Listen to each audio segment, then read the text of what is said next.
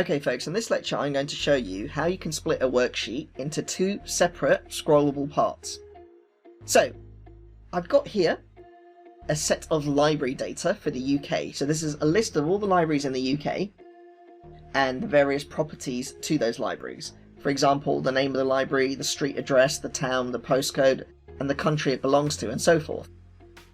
Let's say I wanted to split this set of data so that I get two separate scrollable sections. How would I do that? Well, let's say I wanted to split it here after entry number 14. I would select the row below it, in other words row 15, go to the view part of the ribbon, and under the window section go to split.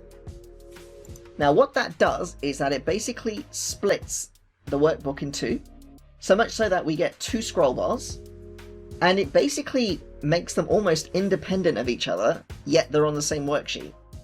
So what I mean by independent is I can scroll up and down here on the top section without the bottom section being affected, and vice versa.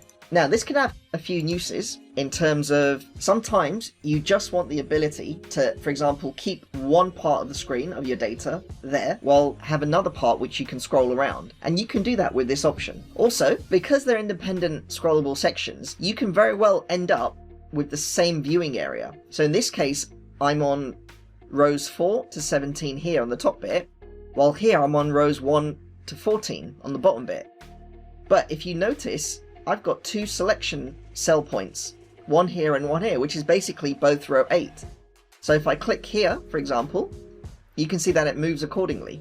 And that's just because we're still using the same sheet when all said and done. So the changes, or any selections you do, will both be applied to each section. Now, you can also control the movable area slightly in terms of how much of the bottom part or top part do you want.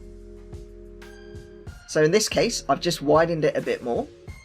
And to do that, you just need to move your mouse over the grey bit so that the cursor changes to these two symbols, the up and down symbol, and then left mouse click and hold down, and then you can just move it accordingly.